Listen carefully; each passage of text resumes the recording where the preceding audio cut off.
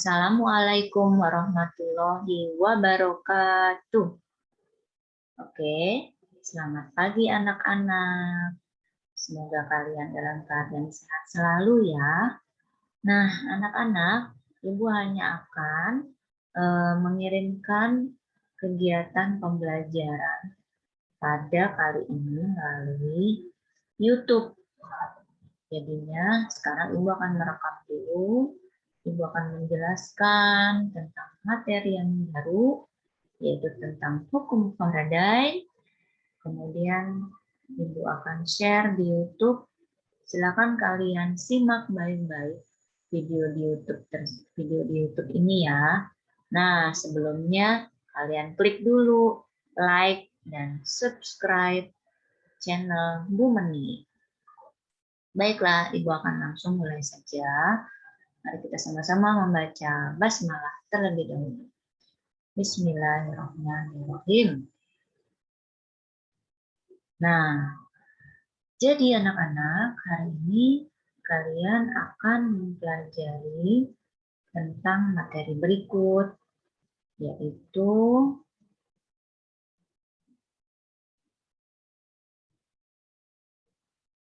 kompetensi dasarnya adalah 3.4, menerapkan stokiometri reaksi redoks dan hukum Faraday untuk menghitung besaran-besaran yang terkait sel elektrolisis. Nah, ini adalah kompetensi untuk aspek pengetahuannya. Kemudian, aspek keterampilannya adalah menyajikan rancangan prosedur penyipukan benda dari logam dengan ketebalan lapisan tertentu. Selanjutnya, pada tujuan pembelajaran diharapkan 1. Peserta didik dapat menuliskan reaksi elektrolisis larutan. Nah, pada pertemuan pekan lalu, yaitu pada kegiatan PTM, kalian sudah ulangan tentang reaksi elektrolisis larutan. Kemudian yang kedua, peserta didik dapat menerapkan stokiometri reaksi redoks. Yang ketiga adalah peserta didik dapat menghitung besaran-besaran dalam hukum Faraday. Ibu akan lanjutkan. Nah, ini peta konsepnya ya.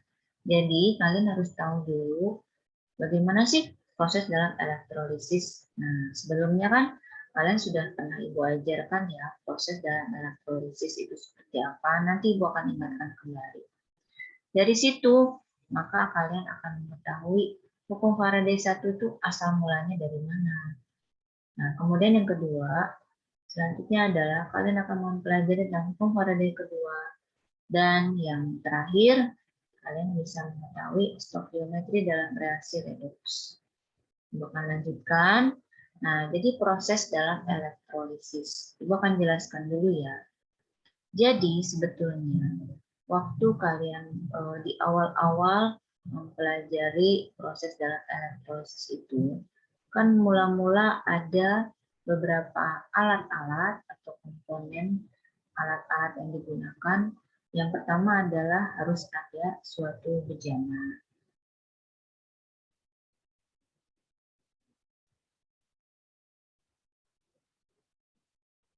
Ya, ini adalah bejananya yang diisi oleh suatu larutan elektrolit. Nah, ini adalah larutan elektrolit ya. Ibu beri keterangan larutan elektrolit.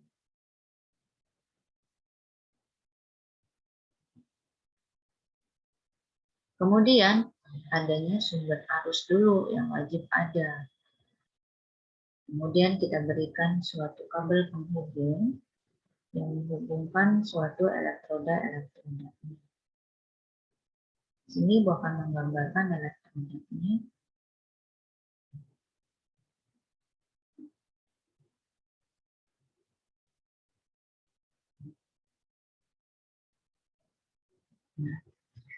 Nah, kemudian dari adanya sumber arus listrik ini, ya kan, maka akan ada elektron-elektron yang bergerak. Di sini elektron bergerak ditangkap oleh suatu elektroda katoda, ya. Jadi ini adalah katodanya.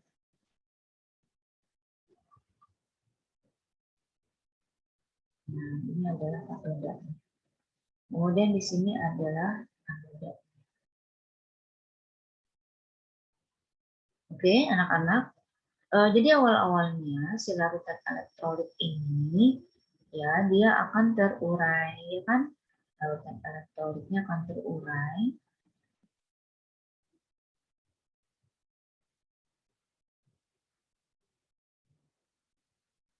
Larutan elektrolit akan terurai menjadi kation dan anion. Nah, kemudian pada katoda, ya, pada katoda tersebut, maka kationnya akan menangkap elektron, ya, akan menangkap elektron, kemudian dia akan mengendap di suatu katoda, ya, membentuk suatu apa?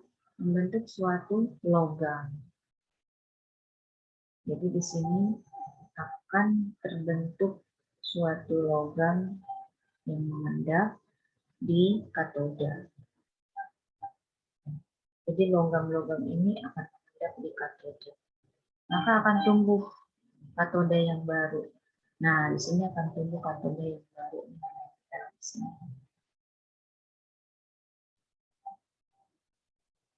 Tuh, ini adalah endapan logam yang terjadi.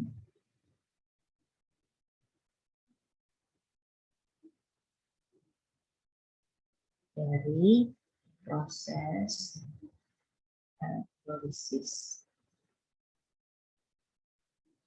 Nah, karena ada endapan logam ini, maka muncullah suatu hukum Faraday 1. Hukum Faraday 1 bunyinya adalah apa? Banyaknya zat yang dihasilkan dari reaksi elektrolisis. Dalam hal ini tadi adalah masanya ya. Ini maksudnya adalah massa logamnya.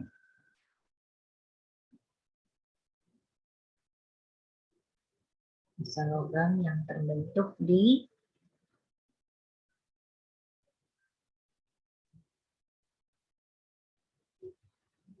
katoda. Nah, ternyata massa logamnya itu adalah sebanding dengan bandingnya arus yang dialirkan ke dalam larutan.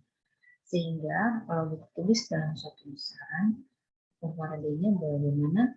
W sama dengan I kali T dibagi K dikali massa ekuivalen. Nah, ini kalau diuraikan lagi, ternyata K itu sama dengan besarnya 96.500. Jadi, E sama dengan I kali T dibagi 96.500 dikali massa ekuivalen. Ya, massa ekuivalen itu adalah logamnya dibagi bilox.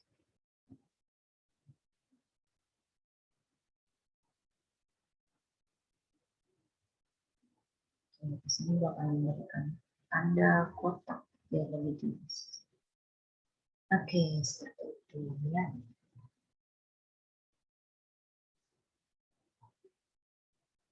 Ini dikasih keterangan.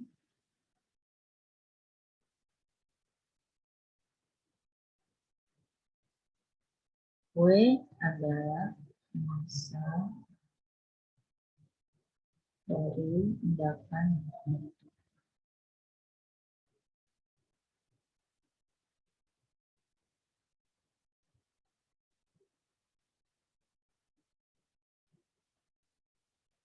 sedangkan W satuannya adalah dalam gram. I adalah kuat arus. Nah, kuat arus ini satuannya adalah ampere. Atau boleh juga ditulis A besar. Kemudian T adalah waktu proses elektrolisis. Nah, waktu ini satuannya adalah detik. Boleh juga dituliskan dalam second atau S saja.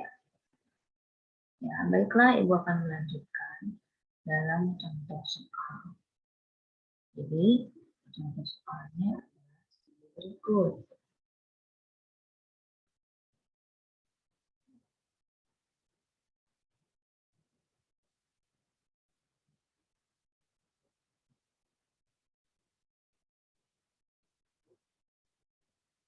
Nah, contoh soalnya mungkin Ibu ambil contoh soal yang ada di dalam PPT kalian. Itu bunyinya adalah sebagai berikut. Berapakah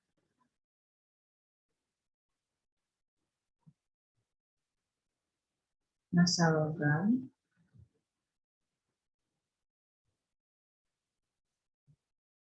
tembaga Cu dengan AR 63,5 yang dapat diandalkan atau yang terbentuk jika arus listrik yang digunakan adalah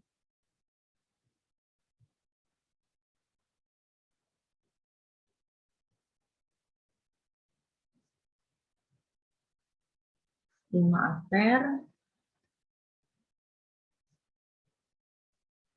yang dilewatkan dalam larutan CuSO4.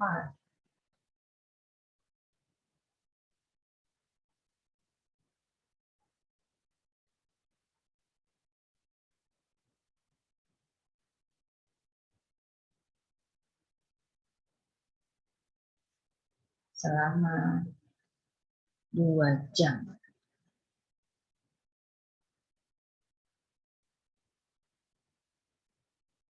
Oke, jadi soalnya kurang lebihnya seperti itu ya. Baiklah, mari kita selesaikan bersama-sama. Jadi dari soal tersebut ya, kita akan baca ulang supaya kalian lebih paham. Apa saja sih yang pertama kali diketahui?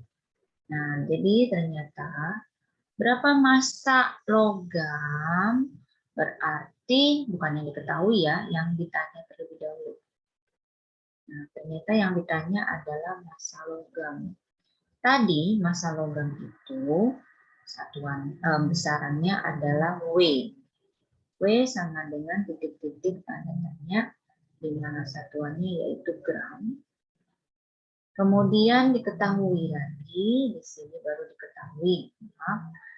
Cu itu AR-nya adalah 63,5 gram per mol.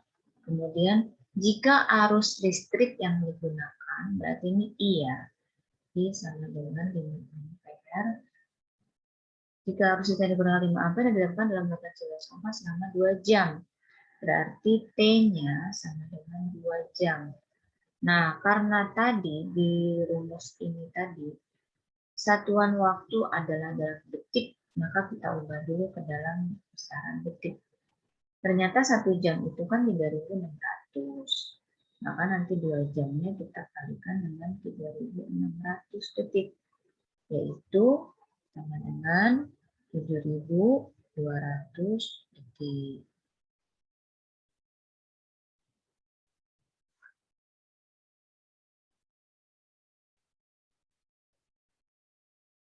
Oke, selanjutnya adalah kita akan jawab langsung. Jadi jawab. Satuan W adalah I kali T dibagi 96.500 dikali AR per bilox. Nah, AR-nya tadi sudah ada ya. AR logam Cu dibagi berapa bilox dari Cu. Oke anak-anak, ini adalah rumus yang digunakan. Sementara tadi kita menggunakan larutan CuSO4. Jadi di sini kita bisa selesaikan dulu reaksi elektrolisis untuk larutan CuSO4 dari si CuSO4. Nah, ini kan nanti akan terjadi seperti ini kan. CuSO4 terurai menjadi Cu sama SO4 kan. Di mana SO4 itu muatannya selalu 2-, maka untuk menetralisirnya, maka Cu-nya adalah muatannya 2+. Kalau begitu, 2+ itu menunjukkan dilox dari Cu yang kita pakai hari ini. Oke, ini langsung dilanjutkan saja. W sama dengan I-nya adalah 5 ampere dikali dengan waktunya tadi 7.200 detik dibagi dengan 96.500 dikali ARCU. Nah, di soal ternyata ARCU-nya adalah 63,5. Sedangkan dilox Cu tadi yaitu +2. Nah, setelah kita hitung, ternyata hasilnya adalah berapa? Hasilnya yaitu 11,844 gram.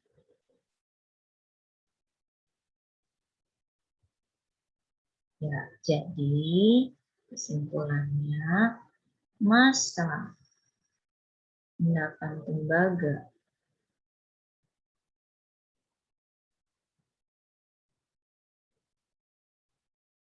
yang terbentuk yaitu berapa? 11,844 gram. Oke, itu adalah contoh soal yang pertama ya. Sedangkan contoh soal yang kedua yaitu sebagai berikut. Nah, ini ada contoh soal kedua.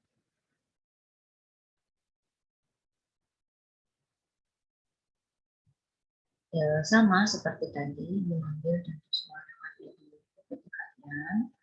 Supaya lebih jelas aja, makanya dijelasin di sini.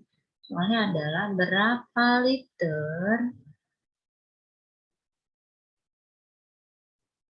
gas oksigen yang dihasilkan pada STP.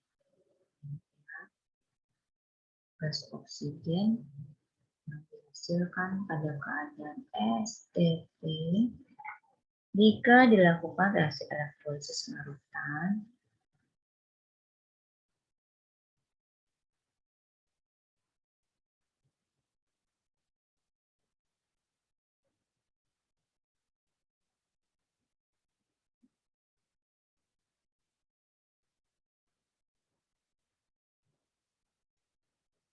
Na2SO4 dengan elektroda karbon. Oke, ini pakai elektroda karbon ya.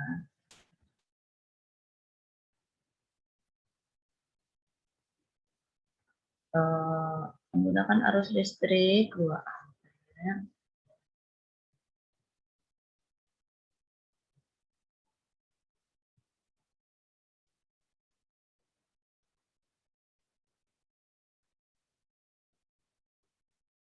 Selama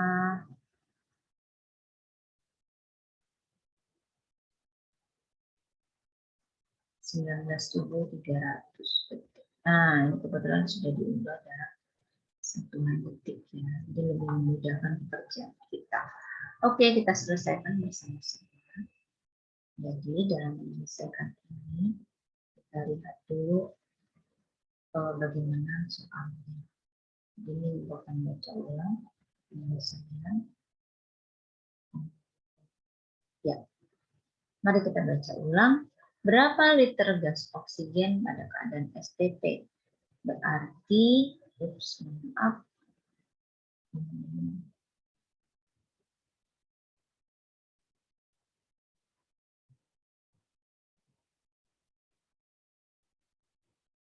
Yang ditanya adalah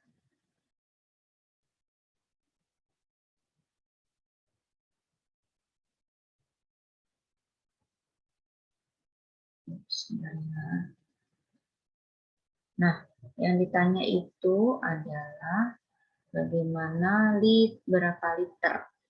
Nah, berapa liter itu menunjukkan besaran volume, ya. Volume dalam keadaan STP. Dikutip dalam satuan liter. Nah, sebetulnya apa sih maksudnya STP itu? STP itu artinya adalah standar temperatur dan pressure. Berarti diukur pada keadaan standar. Di mana dulu waktu kamu belajar di kelas 10 itu ada rumus dalam menghitung volume dalam keadaan STP. Rumusnya adalah volume sama dengan mol dikali 22,4. Nah, ini adalah rumus mutlak yang harus kamu gunakan dalam menentukan volume gas dalam keadaan STP atau standar temperatur dan pressure. Nah, kemudian kita lanjutkan lagi membaca soalnya. Jika dilakukan reaksi elektrolis larutan Na2SO4, jadi si Na2SO4 itu nanti larutannya kamu uraikan menggunakan arus 2 ampere, ya. Ternyata I-nya adalah 2 ampere selama T-nya adalah 19.300 detik. Oke, ini yang ditanya, ini yang diketahui ya. Oke, seperti itu kita langsung jawab.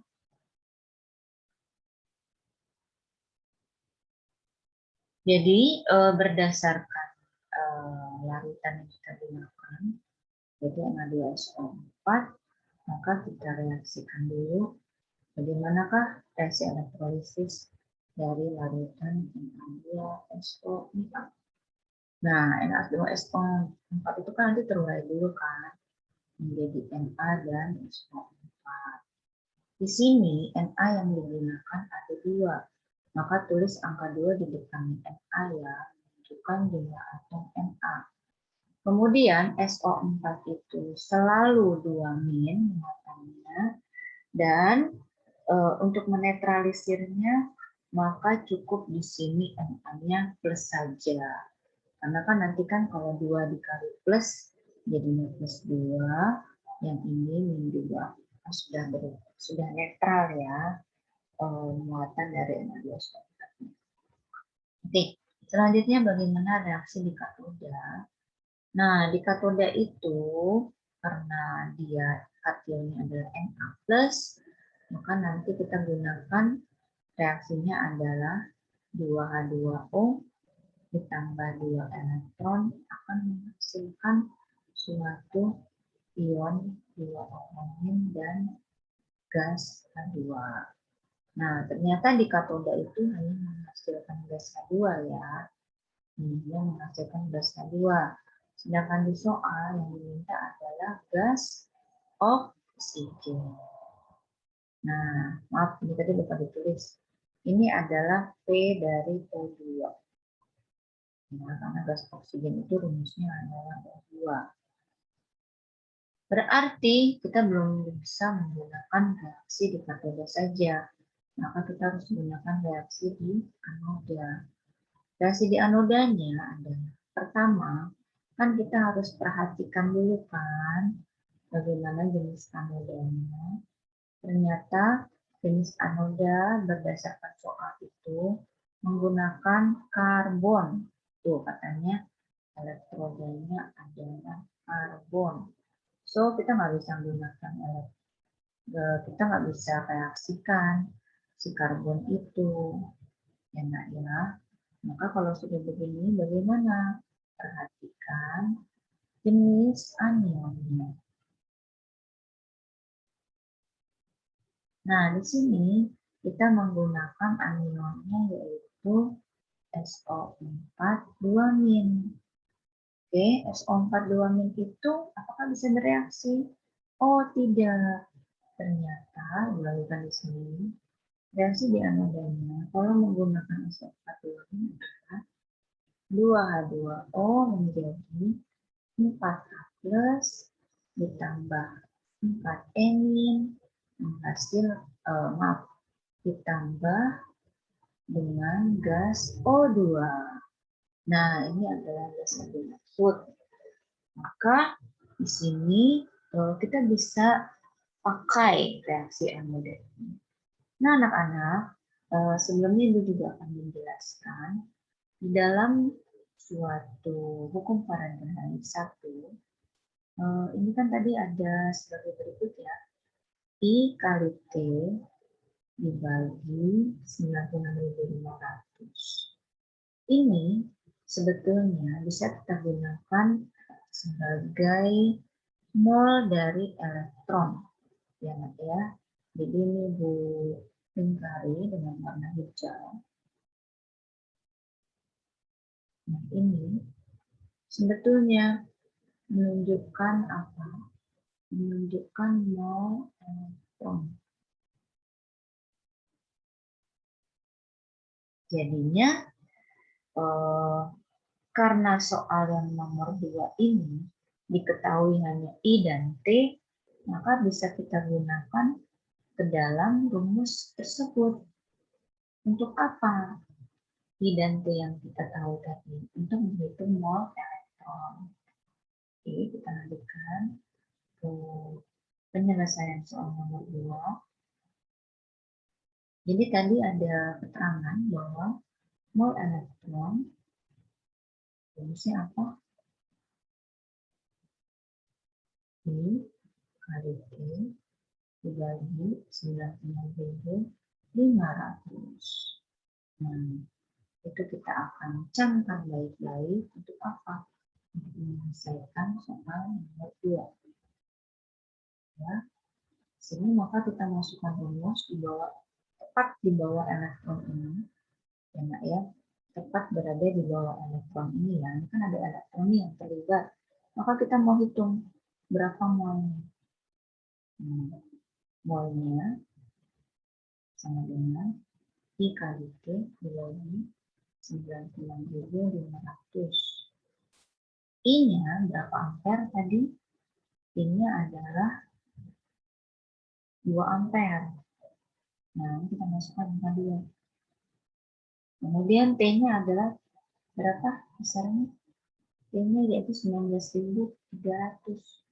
Nah, ini kita masukkan 19.300. Dibagi dengan besaran dari hukum Faraday. Atau tetapkan hukum Faraday yaitu 90.000.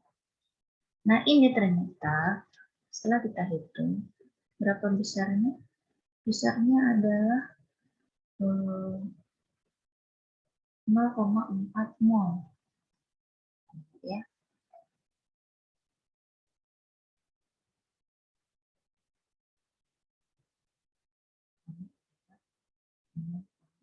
Mol. Nah, berdasarkan stokiometri hukum Faraday, ini belum dijelaskan, elektron yang terlibat ada 4 kan, sedangkan oksigennya hanya ada angka 1. Di sini sebetulnya angka 1. Maka ini bisa kita buat perbandingannya. Ya, ketika 4 elektron setara dengan 1 mol oksigen, maka ini bisa kita setarakan ya, di sini kan ada koefisien 1 di oksigen. Maka ini 1 per berdasarkan koefisien elektronnya ada 4, maka 1 per 4, taruh di sini angka 4. 1 per 4, 1 itu dari mana? Ibu ulangi lagi. 1 itu dari sini. Tuh. Angka 1 nih ya. 1 sebenarnya tidak tertulis dalam koefisien. 1 per 4,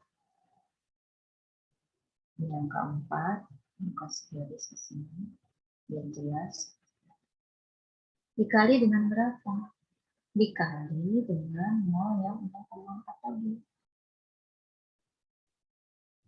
Nah, 1 per 4 kali 0,4 itu berapa? Itu adalah 0,1 mol. Maka bisa kita hitung bahwa mol dari gas oksigen adalah 0,1 mol, Sedangkan yang ditanyakan volume gas dalam keadaan SPP, ya kan? Yaitu berlaku rumus apa? 0 dikali 22,4.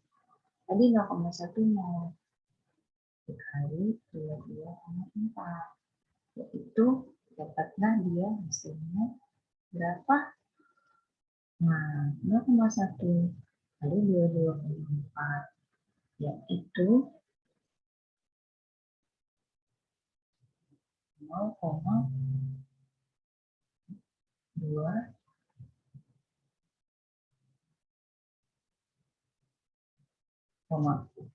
22,4 maksudnya adalah 2,24 liter. Nah, seperti itu ya. Jadi, volume gas yang terjadi adalah 2,24. Nah, seperti itu. Oke, anak-anak. Ibu harap kalian bisa memahaminya ya. Nah, sekarang kita mau ke hukum Faraday. Lalu, bagaimanakah dengan hukum Faraday 2? Hukum Faraday 2 itu terjadi apabila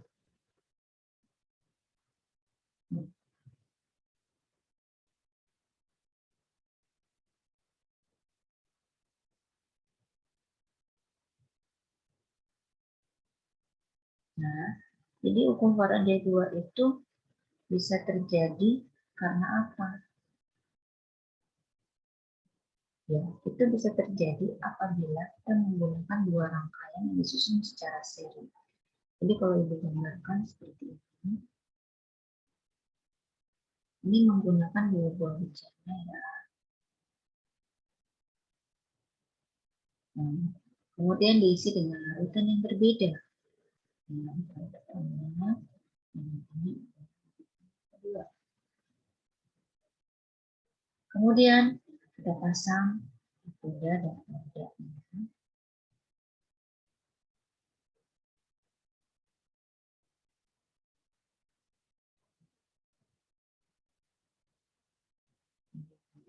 Sumber terus maaf.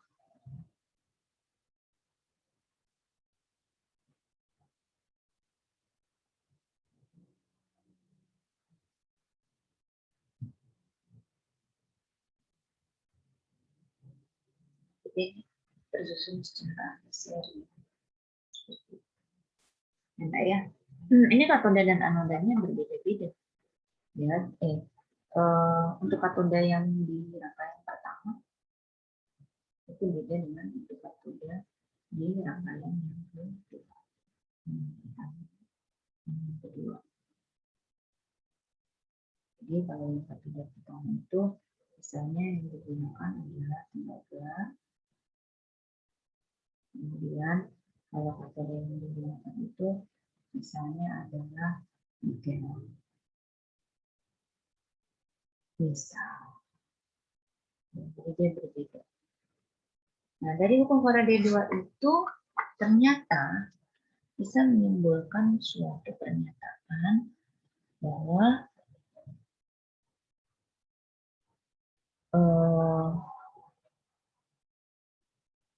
banyaknya zat yang dihasilkan, ya, banyaknya zat yang dihasilkan pada katoda-katoda tersebut akan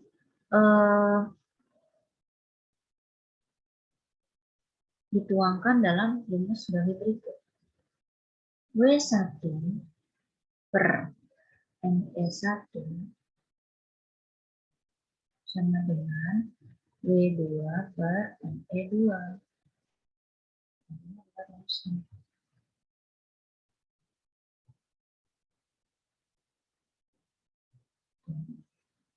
Oke, kita akan langsung ke contoh soal saja supaya lebih jelas lagi.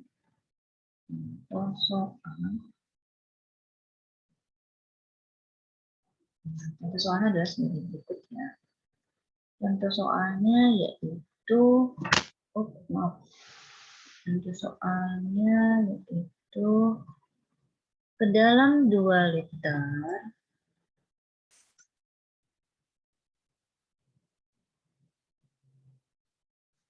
ke dalam 2 sel larutan KgNO3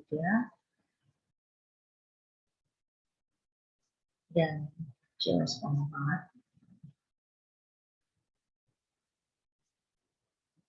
yang disusun secara seri itu dialirkan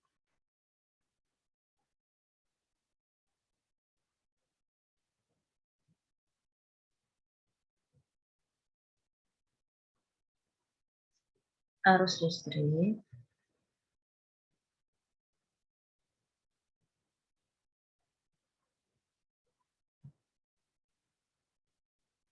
dan ternyata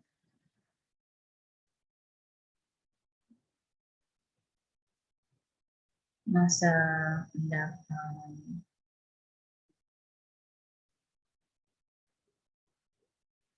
perak yang terjadi adalah 5,4 gram. Nah, pertanyaannya adalah berapakah massa endapan Cu bentuk apabila AR dari Cu yaitu tadi 3,5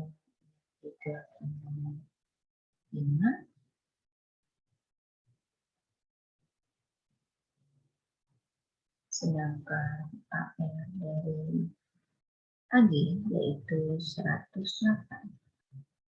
Oke, kita langsung saja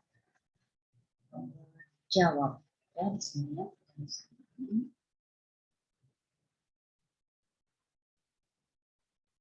Penyelesaiannya adalah sebagai berikut. Kita langsung saja. Yang ditanya itu sudah pasti berapa massa endapan. Berarti W dari si massa endapan Cu.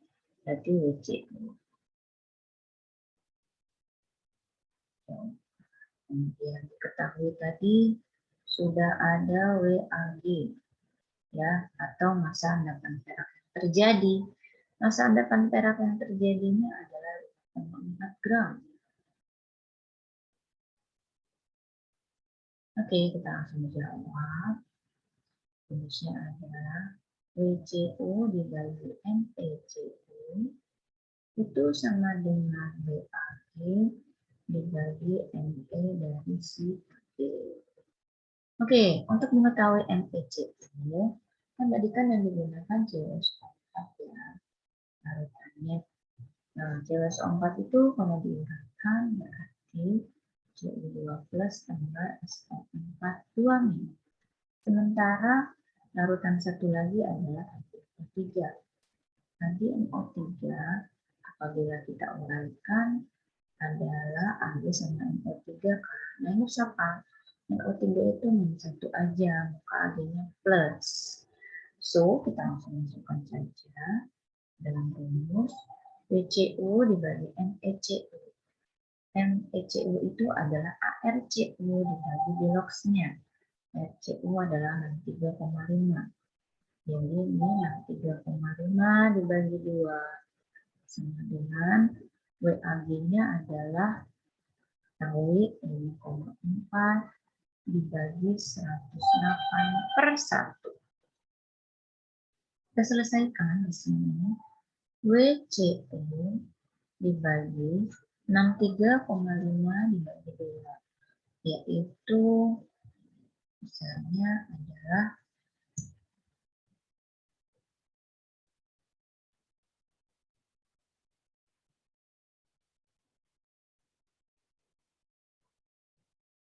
1,75 ya. Ups.